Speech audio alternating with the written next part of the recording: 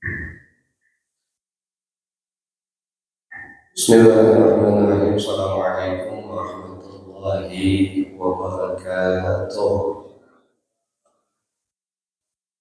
Bismillahirrahmanirrahim. Wassalatu wassalamu ala sayyidina Muhammad bin Abdullah wa ala alihi wa sahbihi wa mawalah.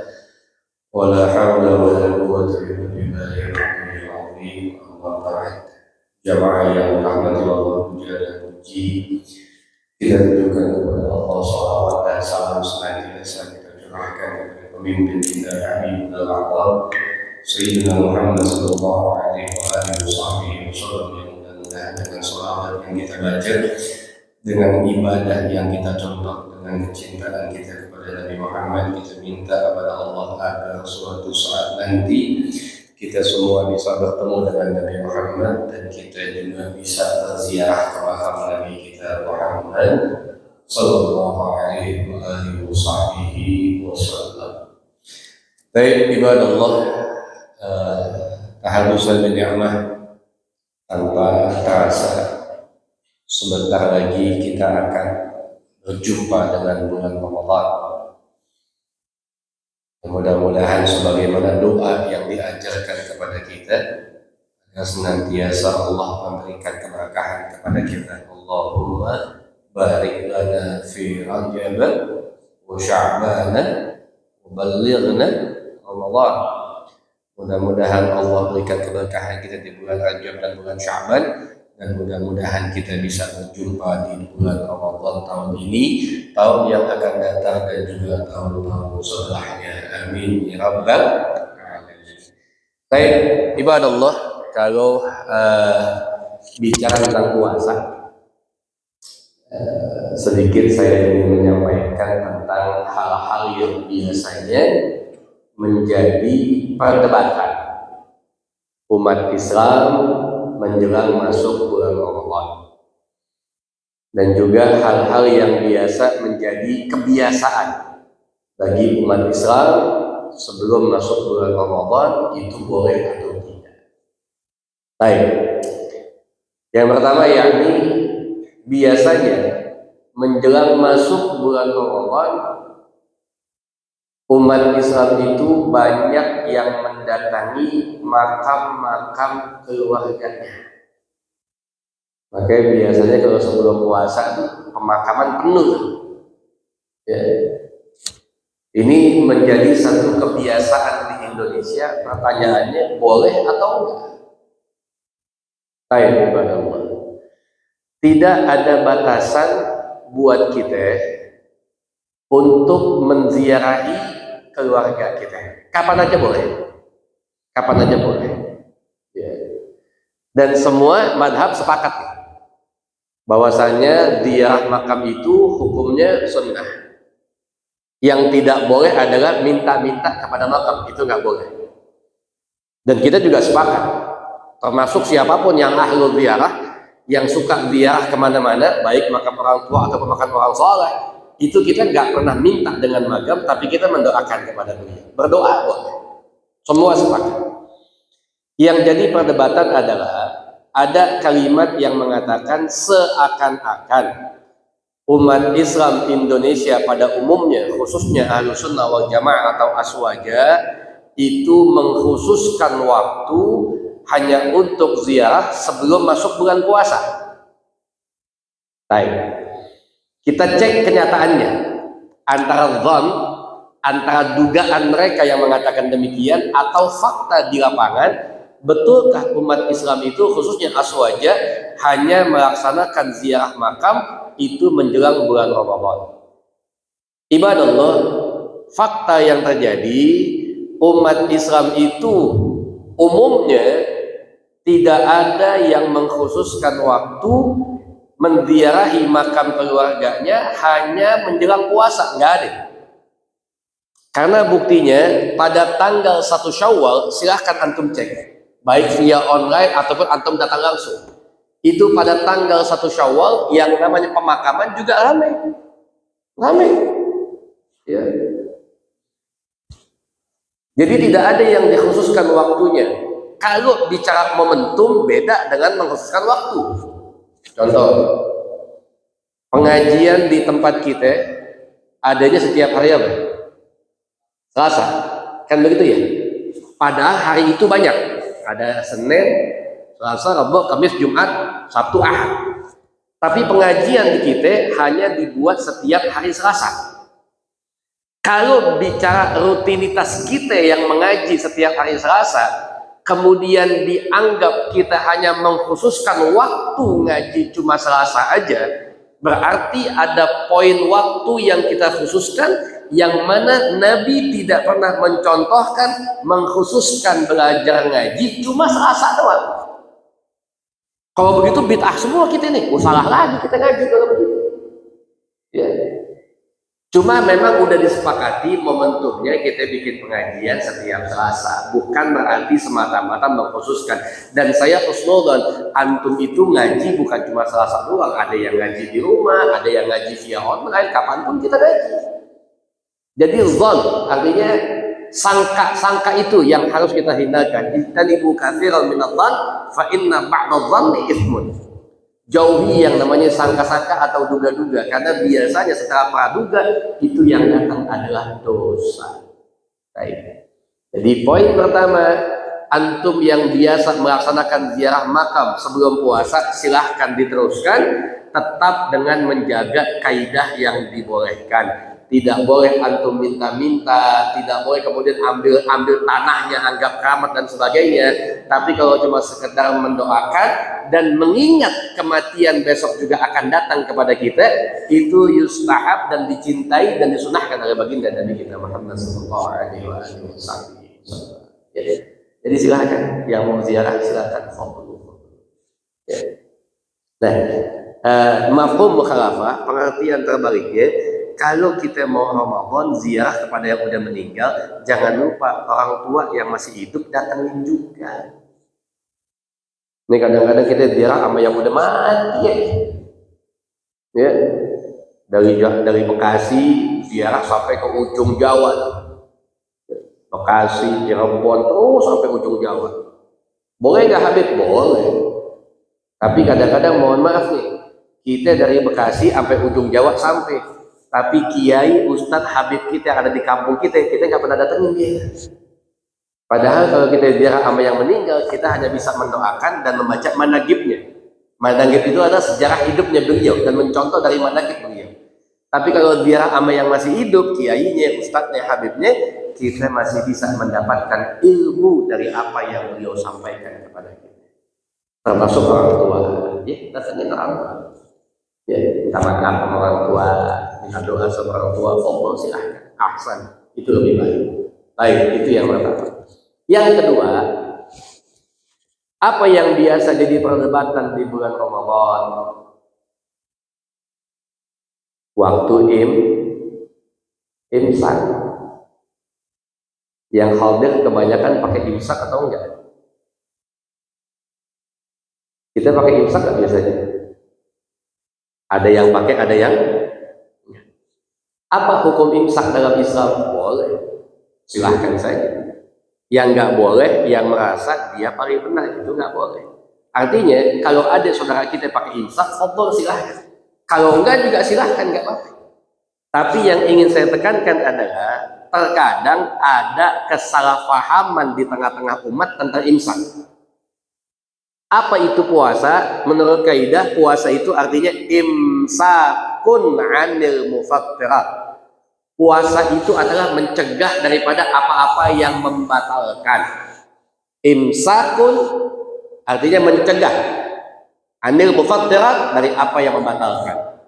Nah, di kita khususnya Jakarta, Bekasi dan Indonesia pada umumnya itu ada yang namanya istilahnya imsak 10 menit sebelum azan.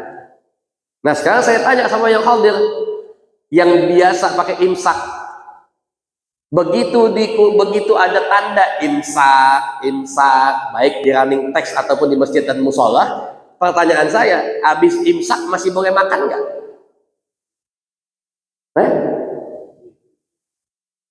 Masih boleh minum kan? Kan artinya imsak mencegah, masih boleh makan minum nggak? Masih. Saya bilang tadi, kesalahan umat yang awam ketika sudah imsak dia mengatakan sudah nggak boleh makan minum lagi. Oh, nggak bisa, boleh. Karena antara yang pakai imsak dengan yang tidak pakai imsak kita punya kesamaan. Apa kesamaannya? Waktu puasa itu dimulai semenjak kumandang azan subuh, bukan semenjak imsak. Jadi habis imsak masih mau makan gak jadi masalah. Mungkin kalau mau diibaratkan yang ada depan kita, imsak itu lampu kuning, bukan lampu merah, bukan lampu kuning. Hati-hati, kenapa? Bentar lagi azan.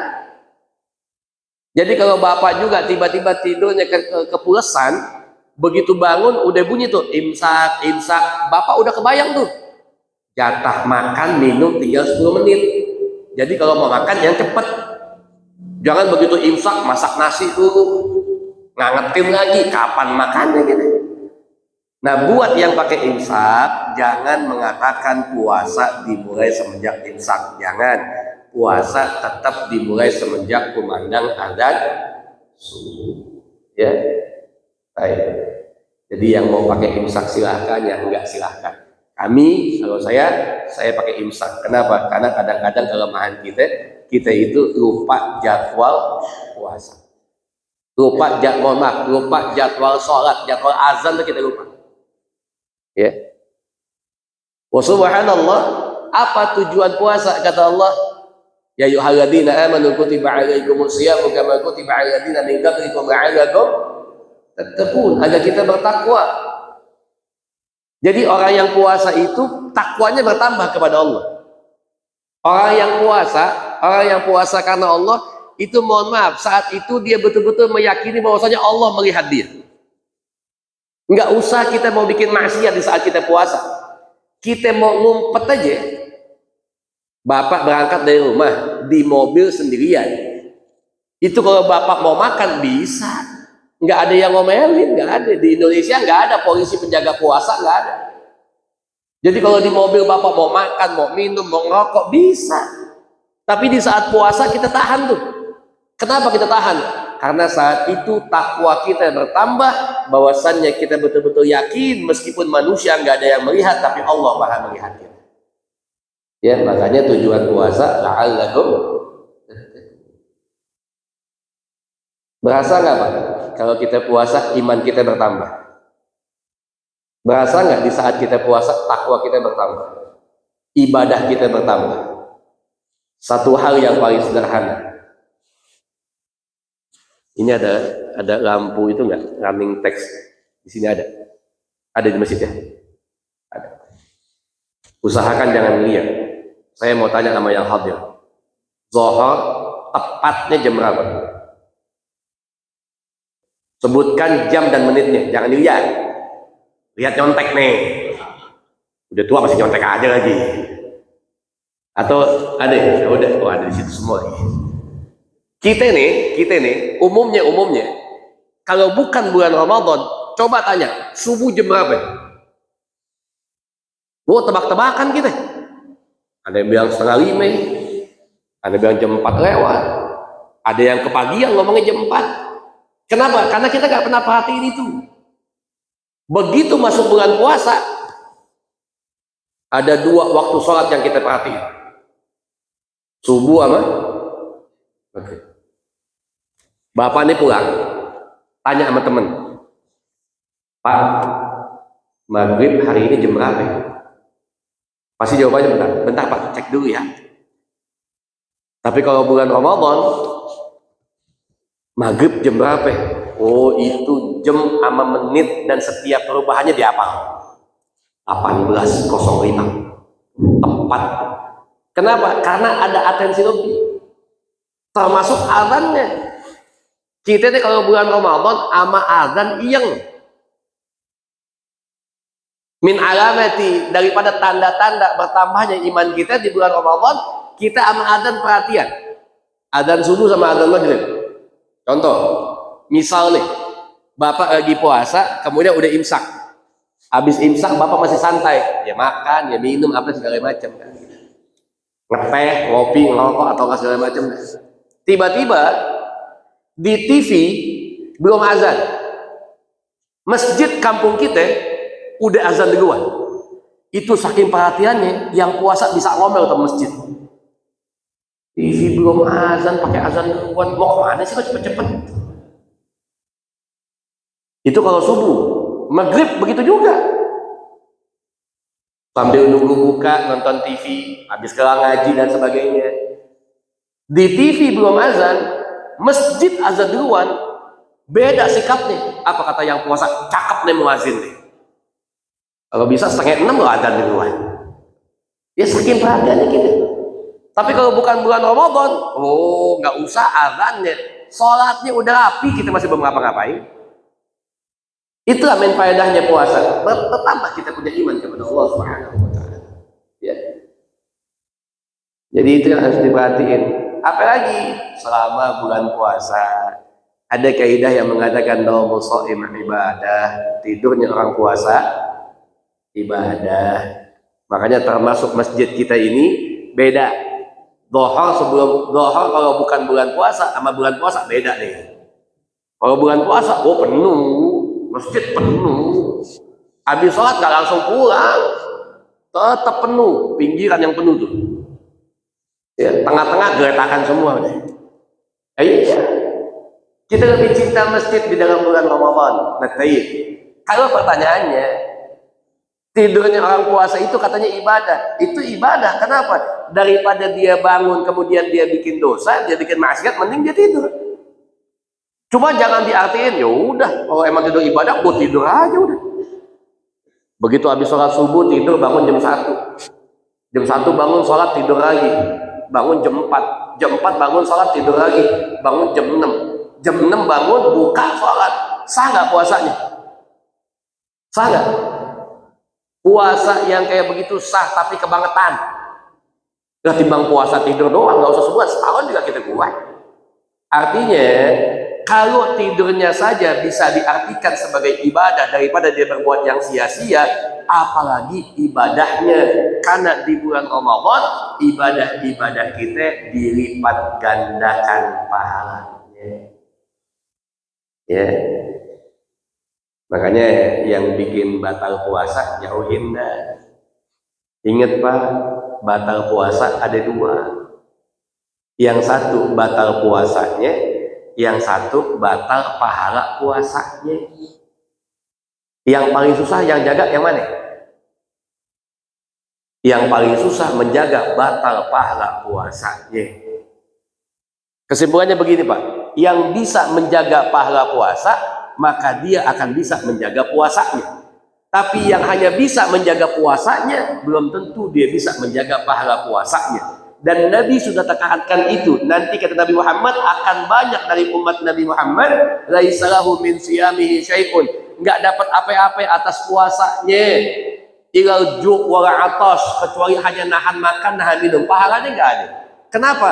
Karena dia enggak jaga pahala puasanya. Apa yang bisa bikin batal pahala puasa? Bohong. Bisa dong. Pagi-pagi temen nanya, bro di mana? OTW, padahal masih di kamar nggak jedok deh di situ. Ya jauhin tuh yang begitu. Apalagi selain bohong, riba. Apalagi yang bisa mengurangi pahala puasa kita? Mata. Bulan puasa jauh-jauhin tuh TikTok tuh, TikTok, Instagram jauhin tuh. Karena bapak nggak pernah tahu video apa yang nongol setelah itu. Jauhin, baca kita punya Quran. Itu lebih manfaat buat kita. Kalau makan minum, saya anggap bapak udah hafal lah, udah bisa jaga lah. Ya namanya batal puasa dengan makan, minum, kemudian setubuh dan lain sebagainya. Ya, jaga pahala puasa kita dari hal-hal yang tidak bermanfaat. Ya. Jadi puasa itu bukan hanya kita nahan makan minum, tapi juga dia mengajarkan kita untuk nahan dari apa-apa yang bisa membatalkan pahala puasa kita. Contohnya Pak, bapak kerja di jasa marga 1 bulan tapi nggak digaji, kepengen? Nggak ada yang kepengen. Begitu juga puasa. Sebulan penuh bapak puasa tapi pahalanya nggak dijaga, itu sama juga kayak bapak kerja nggak ada yang gaji. Puasa iya, Tapi mohon maaf, sholat kagak. Sama itu. Banyak tuh yang begitu tuh.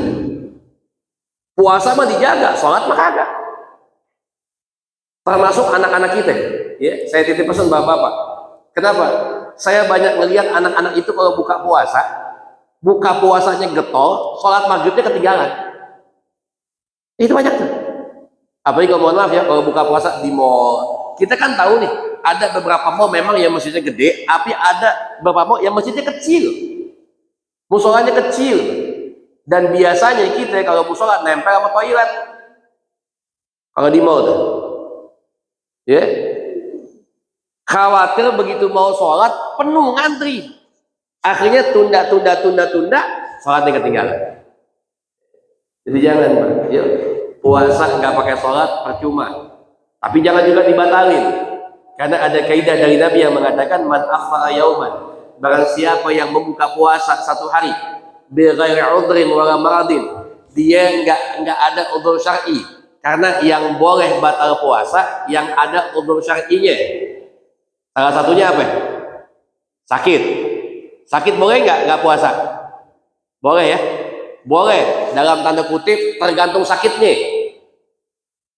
Ini kalau saya ngomong begini doang nih, makanya kudu ngaji duduk itu biar detail. Kadang-kadang ada yang numpang lewat ambil poinnya doang.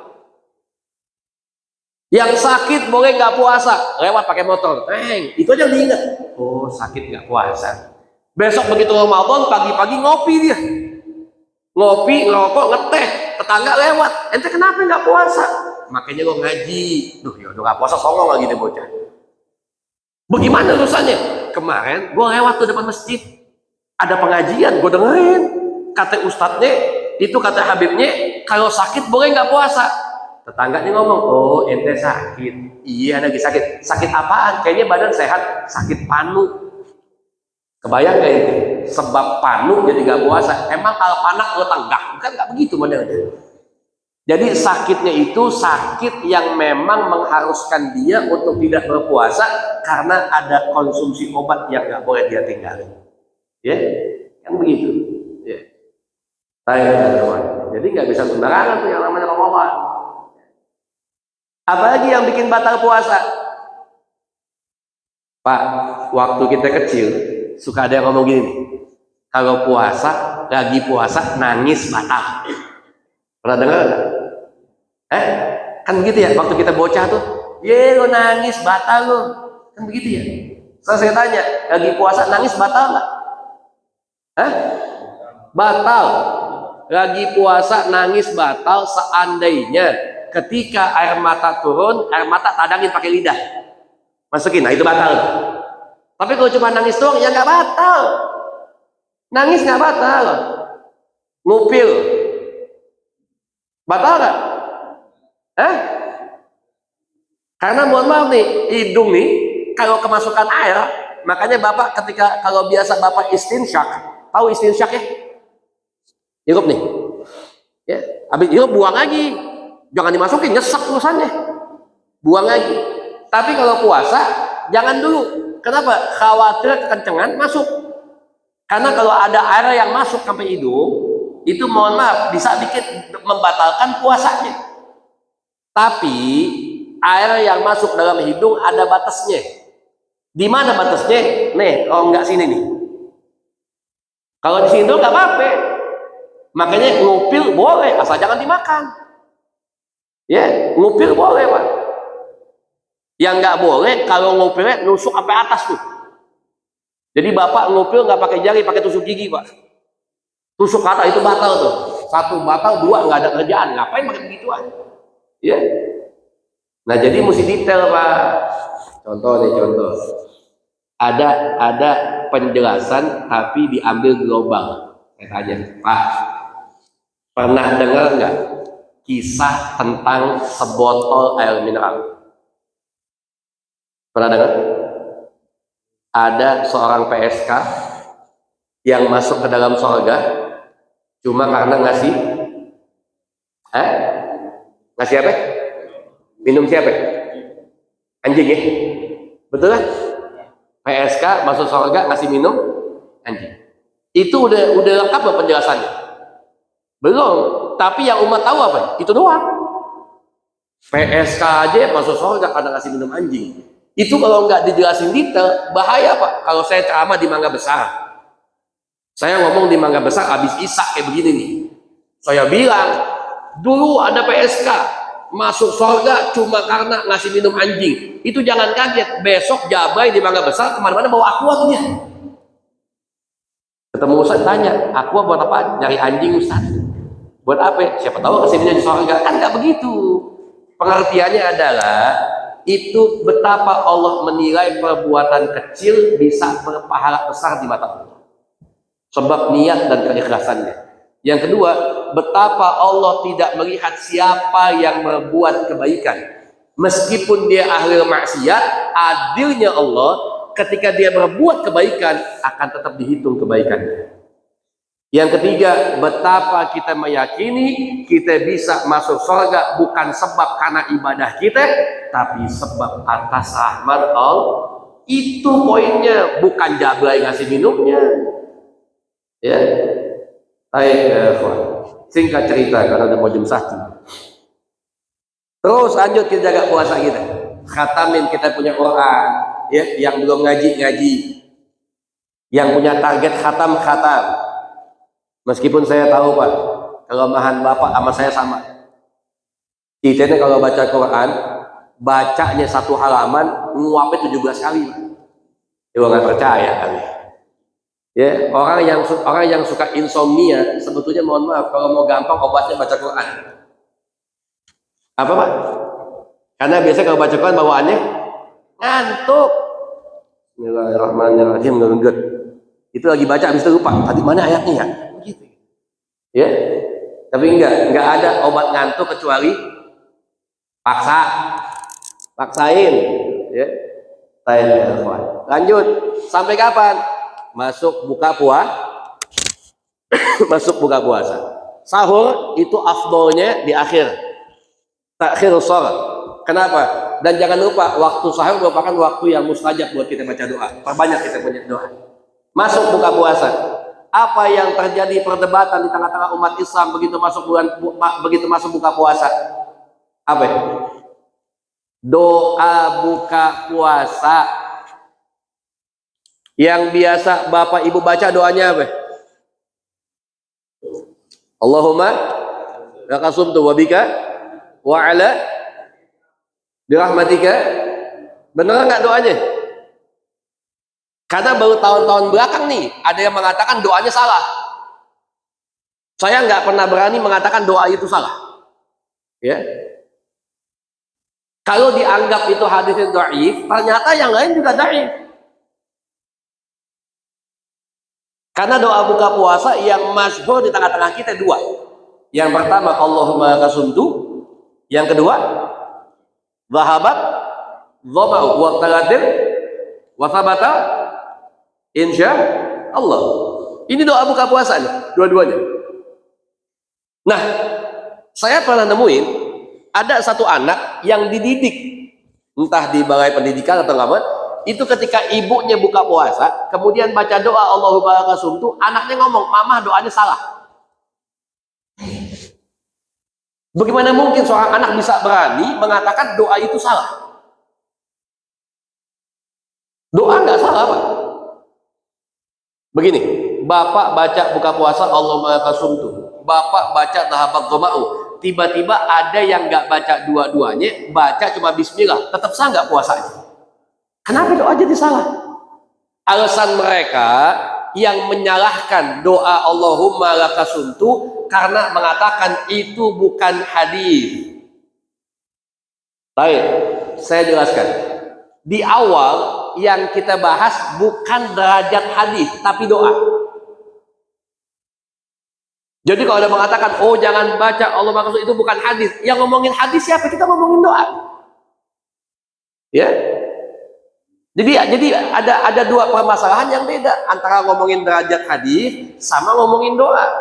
Kalau derajat hadis itu memang pakai yang paling sahih, tapi yang dhaif pun jangan ditinggalin karena untuk keutamaan amal boleh. Tapi kalau buat doa silahkan saja, mau baca apa aja boleh. Contoh, Bapak pernah baca nggak doa? Rabbana atina fid dunya wa fil akhirati wa qina, tambahin wa adkhilnal jannata ya aziz ya rabbal. Saya tanya, doa bukan? Baik, sekarang saya tanya pertanyaan kedua, itu ayat Quran bukan? Hah? Ayat Quran bukan? Bukan. Kenapa saya bilang bukan? Setiap ayat Quran yang kemudian ditambahkan bukan lagi ayat Quran. Rabbana atina fid dunya hasanah wa fil akhirati hasanah wa qina adzabannar wa adkhilnal jannata ma'al abrar. Kalau Bapak jadi kesatuan doa itu sah. Tapi kalau dibilang Quran sudah bukan lagi, kenapa? Karena ada penambahan. Nah, Quran yang ditambahkan, mohon maaf, bukan maksudnya kita mengganti Quran, bukan. Tapi kita tambahin dengan doa-doa yang lain, disebut dengan doa, sah doanya. Gitu loh. Termasuk juga Allahumma laka sumtu. Jadi yang biasa baca Allahumma laka sumtu baca. Yang biasa baca zahabat dhama'u baca. Yang baca dua-duanya silahkan. Kalau mau berantem, tabokin yang nggak puasa, masih banyak tengah jalan. Ini timbang baca doa jadi pada berantem, ribet sama terusannya. Ya. Baik, yang kedua, Bapak baca doanya kapan? Begitu azan baca doa, atau azan minum dulu baru baca doa? Baik, yang betul azan minum. Batal puasa nggak usah baca doa. Allahu Akbar, minum. Setelah minum baru baca doa. Ya. Kalau Bapak sebelum minum udah baca doa, itu antara doa yang Bapak baca sama kelakuan nggak nyambung. Allahu Akbar, Allahu Akbar. Allahumma laka sumtu.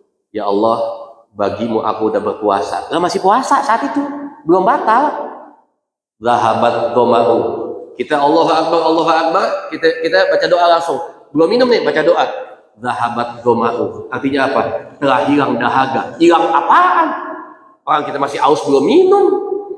Ya, jadi puasa itu begitu azan, tanggap dulu minuman, baru baca doa. Sunnahnya makan dulu Roman. Artinya makan kecil dulu. Jangan begitu puasa semua dihapek. Karena problematika kita kalau udah kekenyangan habis itu ngapain? Nyender. Sementara setelah kita puasa masih ada kegiatan nggak? Apa kegiatannya? Raweh 11:23 11:23 yang 23 boleh, yang 11 juga. Yang nggak boleh yang mana? Hah? Emang nggak tarawih nggak boleh? Boleh. Hukumnya sunnah. Salah lagi gitu nih. Yang mau 11 boleh, yang 23 boleh. Yang nggak tarawih juga nggak apa-apa. Yang nggak boleh mana? Yang nggak boleh yang nyalahin 11, yang nyalahin 23. Dia nggak boleh. Ya. Man qama ramadhana imanan wa ihtisaban. Ibadah Ramadan itu tingkatin biar banyak. Bapak jangankan 23, mau tambahin lagi boleh. Silakan aja udah. Ya, mau 11 silakan, 23 silakan. Lagian Pak, problematika saat ini di tengah-tengah umat Islam Indonesia umumnya dan Bekasi khususnya, kita udah nggak repot sama bilangan rakaatnya.